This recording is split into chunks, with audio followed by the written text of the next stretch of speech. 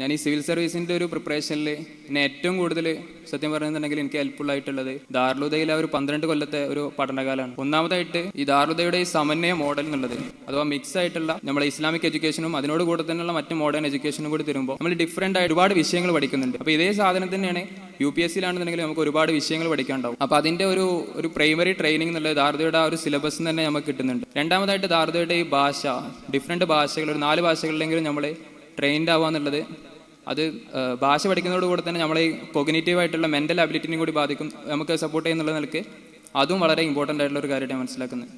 അത് ഇംഗ്ലീഷ് ആവട്ടെ, ഉറുദു ആവട്ടെ, അറബി ആവട്ടെ, അറബിയൊക്കെ വളരെ ഇമ്പോർട്ടൻ്റ് ആയിട്ട് ഞാൻ ഈ ഇതിൽ നമുക്കൊരു യുണീക്കായിട്ട് എടുത്ത് കാണിക്കാൻ പറ്റുന്നൊരു സാധനമായിട്ട് മനസ്സിലാക്കുന്നത്. മൂന്നാമത്തത് ദാറുദയിലെ ആ പഠനാന്തരീക്ഷം എന്നുള്ളത്, അവിടുത്തെ ലൈബ്രറി ഫെസിലിറ്റി ആവട്ടെ, അതല്ലെങ്കിൽ ഫുൾ ടൈം ആയിട്ട് മെൻറ്ററിങ്ങിനുള്ള അധ്യാപകരാവട്ടെ, അപ്പോൾ ആ രീതിയിലൊരു സപ്പോർട്ട് എന്നുള്ളതും UPSC ജേണിയിൽ വളരെ അതൊരു ഫൗണ്ടേഷൻ ഉണ്ടാക്കുന്നതിൽ വളരെ ഹെൽപ്ഫുൾ ആയിട്ടുള്ളൊരു കാര്യമായിരുന്നു. പിന്നെ അതിന് പുറമെ പിന്നെ UPSC എന്നുള്ള ഇതിലേക്ക് തന്നെ പഠിച്ചു വന്നപ്പോൾ കുനിയ ഇൻസ്റ്റിറ്റ്യൂട്ട് ഓഫ് IAS എക്സാമിനേഷൻ ബാദനുസ്തോടെ പറഞ്ഞു.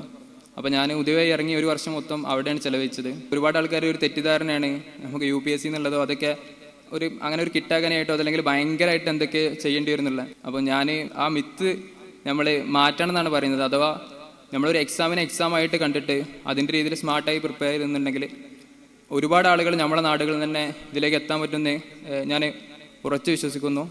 അപ്പോൾ അതിൽ ദാറുദയും ഇപ്പം അടുത്ത് 2 വർഷങ്ങൾക്ക് മുമ്പായിട്ട് ഒരു പ്രത്യേക UPSC സിവിൽ സർവീസ് അതിൻ്റെ തയ്യാറെടുപ്പിനായിട്ട് തന്നെ ഒരു ഡിപ്പാർട്ട്മെൻറ്റിന് സ്റ്റാർട്ട് ചെയ്തിട്ടുണ്ട്. അപ്പോൾ അതും ഇതിലേക്കുള്ള വളരെ പ്രോഗ്രസീവായിട്ടുള്ള ഒരു മൂവ്മെൻ്റ് ആയിട്ട് ഞാൻ മനസ്സിലാക്കുകയാണ്.